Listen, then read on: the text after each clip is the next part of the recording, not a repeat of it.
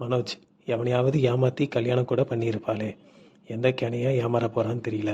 விஜயா அந்த குடும்பத்தையே ஒரு வழி பண்ணிடுவா. அண்ணாமலை அந்த பையனை நினச்சாதான் கவலையாக இருக்குது. மீனா கிறிஷை நாங்கள் தத்து எடுக்க போகிறோம். கோவிலில் சீட் எழுதி போட்டோம். முத்து அதில் தத்து எடுத்துக்கலான்னு வந்துச்சு. விஜயா அதுக்கு நம்ம வீடு தான் கிடைச்சதா? ஒரு நாயை கூட இந்த வீட்டில் வளர்க்கக்கூடாதுன்னு இருந்தோம். பெற்றவங்களுக்கு இல்லாத அக்கறை உங்களுக்கு எதுக்கு? ஸ்ருதி நல்ல லைஃப் கொடுக்க பார்க்குறீங்க. விஜயா இங்கே யாரையும் கூட்டிகிட்டு வரக்கூடாது. மீனா அதான் சாமியே வேணான்னு சொல்லிடுச்சு. முத்து நான் தான் மாற்றி சொன்னேன் மெஜாரிட்டி பார்க்க. ரோகிணி வராங்க.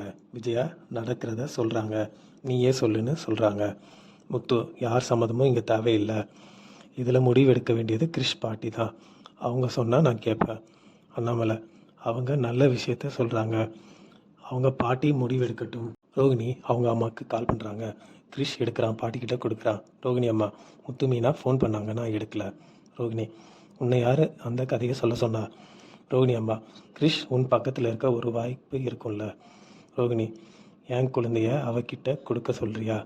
அவங்க வந்தால் மூஞ்சில் அடித்த மாதிரி பேசி அனுப்பு. முத்து மீனா கிச்சனில். முத்து நீ திரும்ப கால் பண்ணு.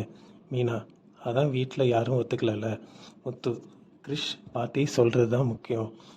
மீனா அவன் படிக்கிறத பாதியில் கூட்டிகிட்டு வர முடியாது. நாம் அடிக்கடி போய் பார்த்துக்கலாம். முத்து நீ சுற்றி என்னெல்லாம் நடக்கும்னு யோசிக்கிற.